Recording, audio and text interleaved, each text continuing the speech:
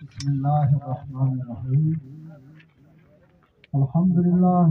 نو پریمشی دا شکریہ دا کوم چې آمدای کوم دا یو وجود دی دا یوه خبره ده نن چې څومره علما کرام مشرون سپینږیري ځوانان کاروباریان دوکانداران تجاران دا ټول په یوه اتفاق په یوه اتحاد باندې دا فیصلې هم وکړلې په دا کې شخصي د چا هېڅ مفاد نشته خو دا په تاریخ ته معلومه ده چې په ټول بدرینه کې د انګورو د بازار دا د اقتصاد نه ډېر خراب دی یوال سر نه تر وروسته پورې حکومت ته د نابودۍ او د ملک ته د ترقۍ هېڅ متوجه نه دي حق خدا شوه چې په نن سبا وخت کې بغیر د مشرونه بغیر د احتجاج نه د ملک ته یوه ترقي یو عزت یوه حفظي په هر لحاظ سره دی ورکړی خو دا معلومه شوه چې دا خلک ډېر محسوس شو دا خلک ډېر مجبور شو د ابودۍ کې بېرې پرېږده د دغې خلکو کاروبار که لونده دی که بونده دی ټول دوکانداران ټول غریبانان دا ټول په ټپه ودرېدل اوس اخر دا خلک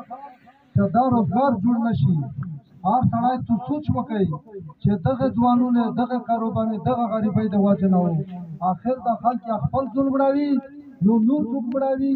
یا دغه نو خامخا یوه تنازي جوړېږي دېرش کسه دا اوس چې څومره په دا باندې تورې د میز مشوره وکړله اخري میز په پینډ باندې څلور پنځه خبرې کوم احمدزی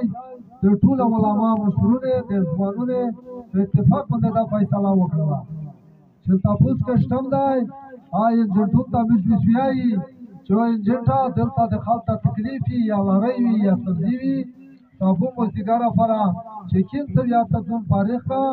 نورو شب د خپل ته دور شامل کا یوا کومه کې تاسو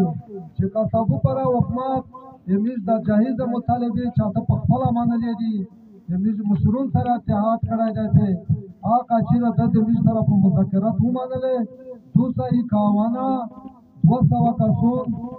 څلورو کومه څلوشتي دا منتخب کړی دو چې مهم ځایونه دي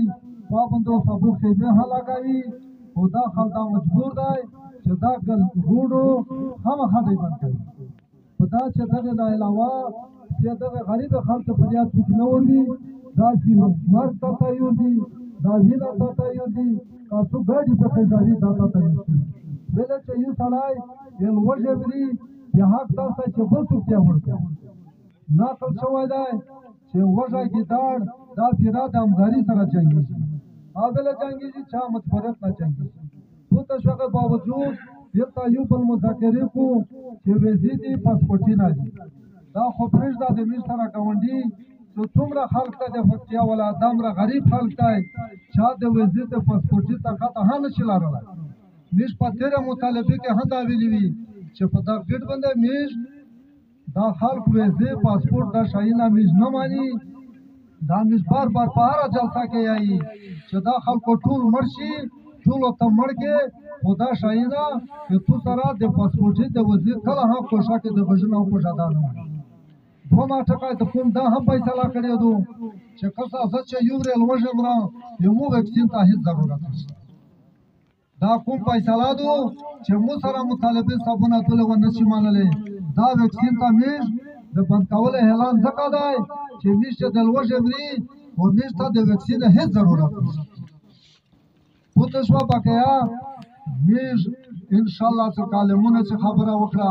مسؤلونه وکړه د خلک نه لونای دی حکومتي نه وخت سپینځیرو نقل کچ حکومت یې سړي مغفور دی د حکومت سره څوک هم جنګیږي څوک یې خلاف نه دي خو بیا داس نه چې دای په خپل رعایت باندې رحم وکړي دا د خپل رعایت باندې رحم وکړو د خلکو د روزګار کاروبار جوړ کړو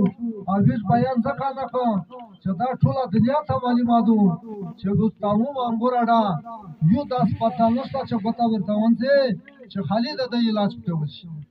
و یک سکول داس نشته چې ګوته ورته ونځي و یک ایوا د سبدي نشته